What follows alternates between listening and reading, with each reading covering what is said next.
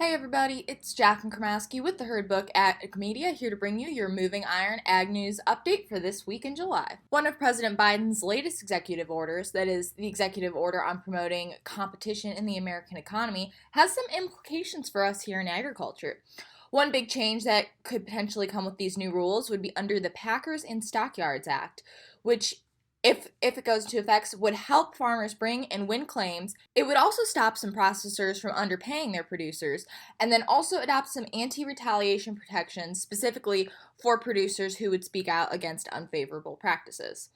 This would also include having more accurate food labels to enable consumers to better produce products that they know are made here in the United States, increase other opportunities for farmers' access to markets, and in turn receive fairer prices, and also deal with some equipment-related restrictions as far as coming as repairing them. So basically, that would be the whole Right to Repair Act, which is finally getting underway. I'll talk more about that a little later here. Also worth mentioning, Agriculture Secretary Tom Vilsack recently announced that the Department of Agriculture is slated to invest an impressive $500 million into new meat and poultry plants that are in the small to medium size, which would hopefully help deal with some of the backlog we have for packing capacity still running off from COVID. Now, going back here to the right to repair, this would be directing under the Federal Trade Commission.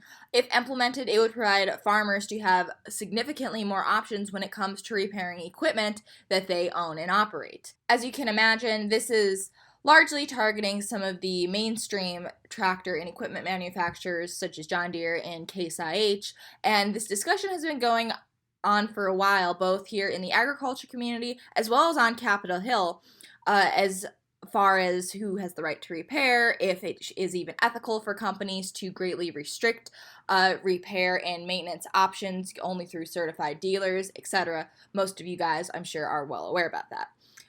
In one response from Deere and Company, they said, quote, "When customers buy from John Deere, they own the equipment and can choose to personally maintain or repair the product. John Deere does not support the right to modify embedded software due to associated risk with safety, emissions compliance, engine performance, etc."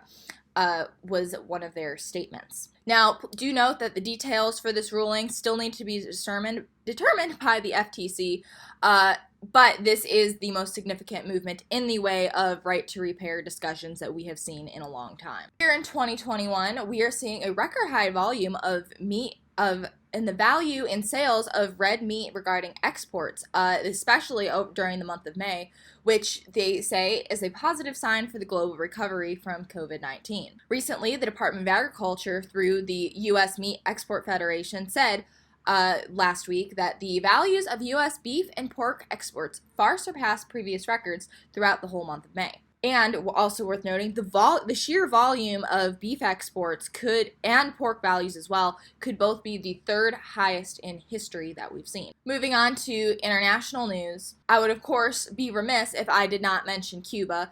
As of right now, the nation is facing their worst food shortage that's happened to them since the 90s. And a big part of this is of course because 70% of their food and ingredients rely very heavily on exports. What this means as far as agriculture exports and commodities, I do not know, but I would be very interested to keep an eye on that here in the near future. Recently, a South Korea startup raised a whopping $60 million so they could, quote, globally source hub of food and agriculture, unquote, through an online platform that would connect buyers and sellers of different produce and agriculture commodities in over 70 countries. Coming back here a little closer to home in the United States, these record heat waves and drought conditions have really taken a toll throughout the northern plains and western U.S., this time affecting our barley crop.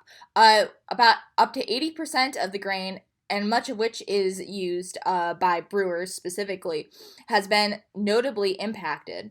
Only 1%, for example, of the state of Washington's crop was in the good to excellent category, and overall, nearly 40% of the total U.S. crop falls into the poor to very poor category. That is very easily putting this year to be on track for being the very worst year on the record for barley conditions. And As we get closer to harvest, the overall poor yield that's anticipated is very well expected to create supply issues for breweries and then also raise prices for customers. All right, that about catches you up here, coming in hot for the second week of July. Hope you all have a wonderful weekend ahead. This Ag News Update is brought to you by the Herd Book Ag Media, serving all your agribusiness writing, communication, and media needs. Find us on Facebook, LinkedIn, Twitter, or our company website, the-herdbook.com. Let me know you found out about us here on Moving Iron, and I'll give you 20% off your first invoice.